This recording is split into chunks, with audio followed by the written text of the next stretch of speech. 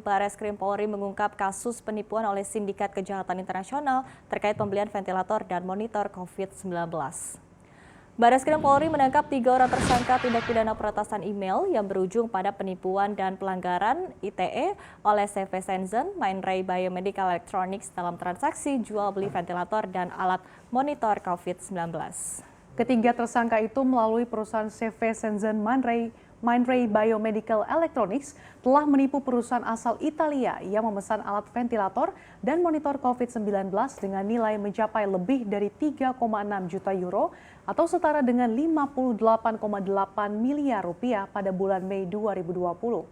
2 tersangka berasal dari Indonesia dan satu lagi tersangka yang masih berstatus buron berasal dari Nigeria.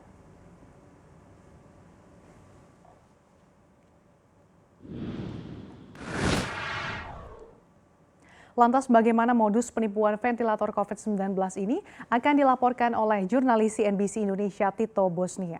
Tito, apa saja modus operasi yang dilakukan menggunakan email fiktif dan tersangka ini akan dijerat berapa pasal nantinya atas tindakan kejahatan yang dilakukan? Silakan laporan Anda, Tito. Ya, Syalini, Badan Reserse Kriminal Polri ini mengamankan 3 orang tersangka atas tindak pidana peretasan email yang berujung pada penipuan dan pelanggaran ITE, dan 3 tersangka tersebut diantaranya SB, R, dan TP asal Indonesia, dan 1 orang lagi tersangka yang masih masuk dalam daftar pencarian orang, yakni berinisial DM yang diduga merupakan warga negara asing asal Nigeria yang berperan sebagai hacker email dan pemain utama dalam kasus ini. Sedangkan 3 tersangka WNI tersebut ini bertugas menyiapkan dokumen perusahaan dan rekening perusahaan Shenzhen fiktif maksud kami yang ada di Indonesia. Kepala Bareskrim Polri Komjen Pol Listio Sigit Prabowo menyebut bahwa ini modus ini dimulai ketika perusahaan CV Shenzhen Mindray Biomedical Electronics Ltd ini telah menipu perusahaan asal Italia yang memesan alat ventilator dan monitor COVID-19 dengan nilai mencapai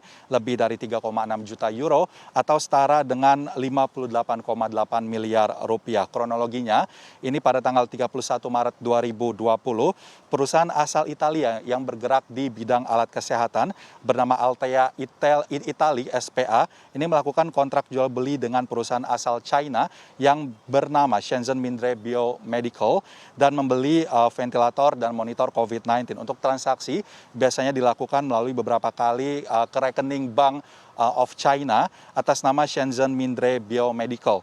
Lalu kemudian pada tanggal 6 Mei 2020 ini perusahaan asal Italia yakni Altea tersebut mendapatkan email tidak dikenal dan mengaku sebagai General Manager Shenzhen di Shenzhen Mindray Biomedical Electronics yang berdomisili di Eropa dan memberikan informasi terkait perubahan penerima pembayaran, sehingga memang modus ini dilakukan ketika memang perusahaan asal Italia ini menerima proses pembayaran dari sebelumnya ke Bank of China menjadi melalui dikirimkan ke bank di Indonesia menggunakan rekening atas nama CV Shenzhen di Bank Syariah Mandiri, sehingga ini merupakan CV Shenzhen yang berada di Indonesia ini merupakan perusahaan fiktif yang telah dibentuk oleh ketiga tersangka dan 1 orang yang masih masuk dalam DPO tersebut. Dan atas perbuatan yang telah dilakukan oleh ketiga tersangka tersebut ini dijerat masing-masing oleh pasal 378 KUHP atau pasal 263 KUHP dan pasal 85 Undang-Undang Nomor 3 Tahun 2011 tentang transfer dana, dan juga dijerat pasal 10 Undang-Undang Nomor 8 Tahun 2010 tentang pencegahan dan pemberantasan tindak pidana pencucian uang atau TPPU. Dan berikut ini merupakan keterangan dari Kepala Bareskrim Polri Komjen Pol Listio Sigit Prabowo terkait dengan kasus ini. Yaitu di Jakarta, di Padang, dan kemudian di Bogor. Jadi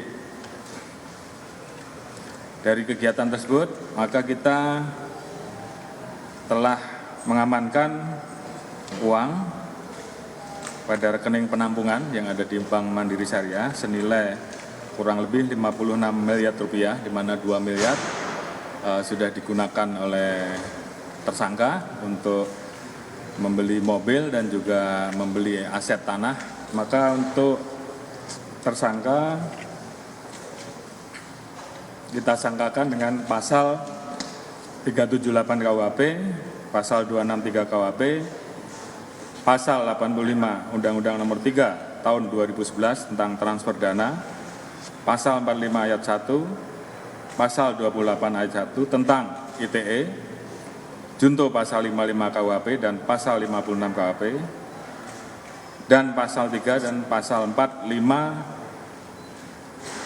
pasal 6 dan pasal 10 Undang-Undang Nomor 8 Tahun 2010 tentang pencegahan dan pemberantasan tindak pidana pencucian uang dengan hukuman terberat 20 tahun dan denda 10 miliar rupiah.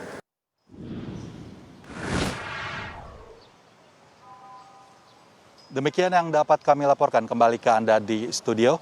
Shalini. Ya, Tito, terima kasih atas laporan Anda.